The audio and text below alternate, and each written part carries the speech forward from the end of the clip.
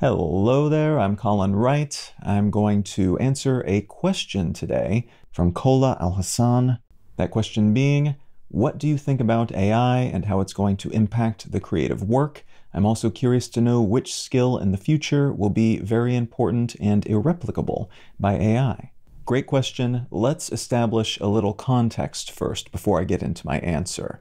The AI that we talk about today, when we talk about artificial intelligence, is generally not the artificial general intelligence, or AGI, flavor of AI. It's not replacing humans wholesale. It's not a super intelligence of any kind. It's just very clever software. Some analysts have called it spicy autocomplete, and that is particularly referring to a type of AI called a large language model, the most recent generation of which was deployed at the very end of 2022 by a company called OpenAI, which dropped ChatGPT, which is a little chatbot powered by this type of technology, onto the unsuspecting world, and it blew everybody's minds, and a series of other tools, some of them visual, some of them textual, some of them dealing with video, some with music, all of them different levels of interesting and sophisticated and useful, have been emerging and dropped into the fray over the course of the past half year or so, and that has influenced a great many things already.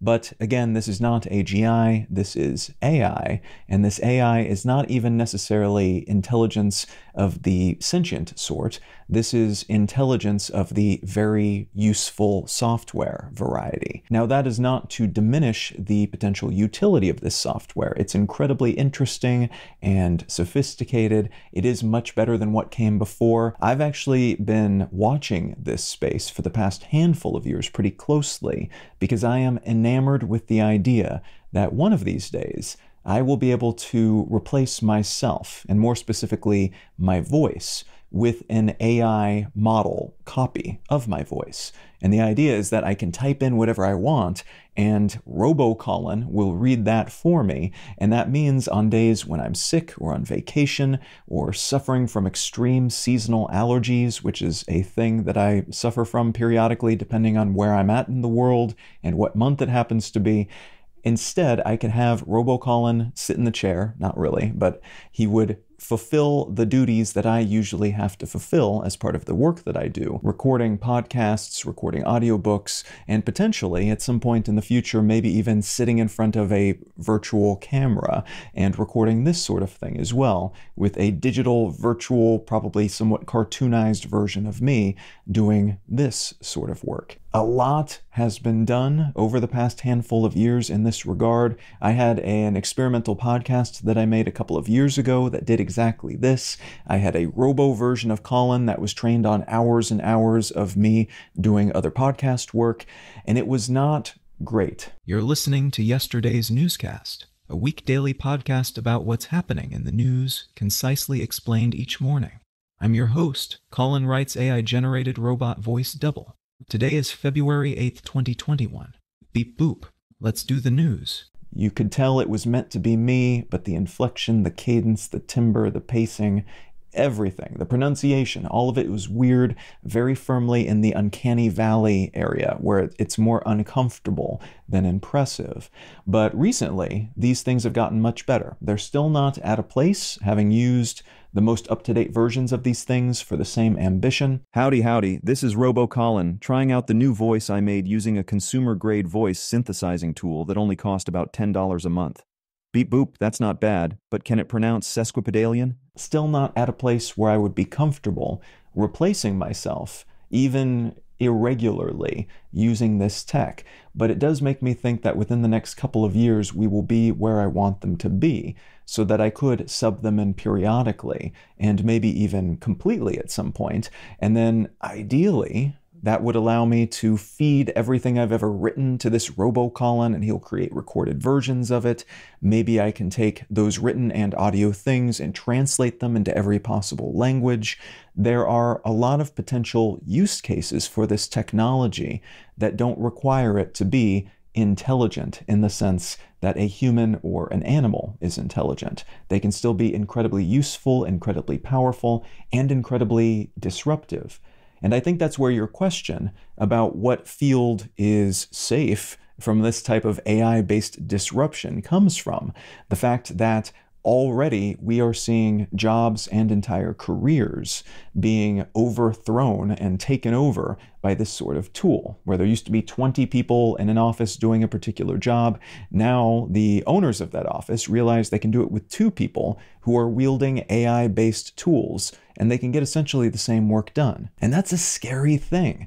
The level of scariness will vary depending on your exposure to this so far and whether or not you're an optimist. But your question was which space is safe, with the implication of which career path maybe should I be looking at to avoid paying for a bunch of education only to graduate and to find that I am immediately being replaced by a digital doppelganger. And the unfortunate answer is I don't think such an industry exists. Throughout history, we have over and over again prognosticated and romanticized the fact that certain industries, certain types of work and undertaking and output are truly, purely human efforts. And every single time we've done this, like clockwork, we say this is a truly human thing, and then a robot comes in and pushes us down to the curb. Not in a literal sense, not yet, fortunately. But it wasn't that long ago that experts in this space were saying the game Go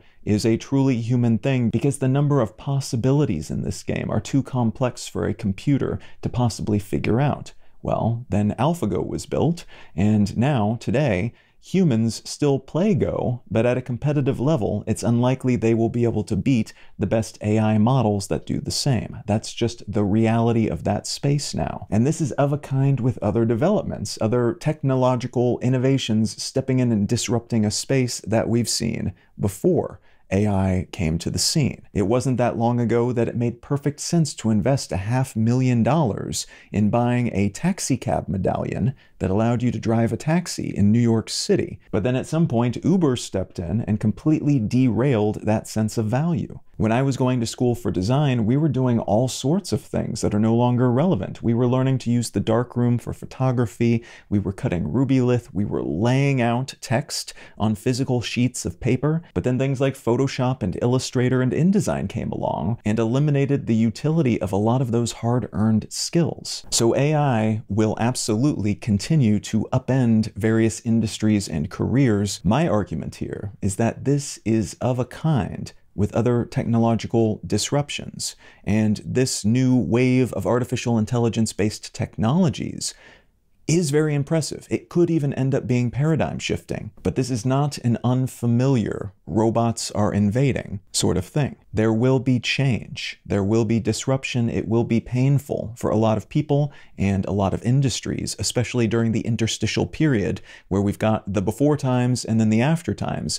Living through that in-between period is difficult and uncomfortable, and there's a lot of unknowns. And for some people caught in the midst of the most rapidly changing areas, it will be even more difficult than for everyone else. All that being said, though, this being just a law of the way technologies tend to operate when they step into new spaces, and if they are sophisticated enough and capable of changing things in the way that AI looks like it might be capable of changing things. Based on all of that, I personally think it makes more sense, rather than looking for a place to hide as long as possible in the hopes of avoiding this transition, to instead do your best to try to perceive AI and all its many permutations as a tool, as something that you can and should wield, and learn how to wield better and better every single day if possible. Because if you are able to then take that tool and use it, it then serves you. It amplifies your capacity and capabilities. It allows you to not only expand your own horizons and become more efficient and effective potentially at what you're already doing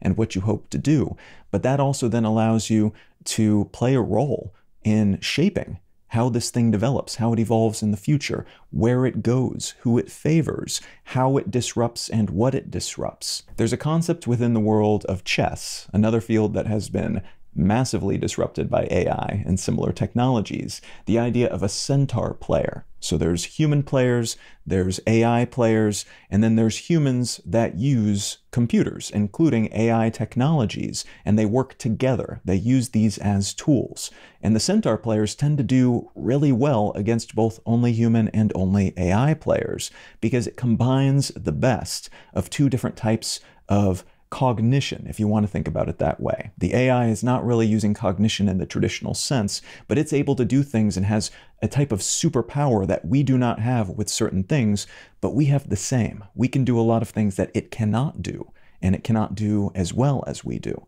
Combining those two proficiencies leaves us with something much better than just one or the other. It's not just human or horse, it's a centaur. And we, likewise, in using these technologies, are not just human or AI, we become deconstructed cyborgs. And ideally, that's what these and all these other technologies become. They serve us, they serve our ends, they are guided by the things that make us human. They are guided by our sense of rightness, our sense of morality and ethics. They are guided by our sense of equitability. They're guided by our sense of where we want things to go. Because currently, at least, AI cannot conceive of such things in anything more than a regurgitative, academic, spicy autocomplete manner. And if we want to see these things evolve in a humanitarian, equitable, better for everyone direction, that means we need to have hands on the wheel, and that in turn means that we need to know how to drive this thing. We need to figure out how to use them appropriately, we need to figure out what additional powers they grant us, and we need to figure out what it means to wield that kind of power, and how to do it in a way that makes sense in terms of the way that we see the world and in terms of the type of world we want to build.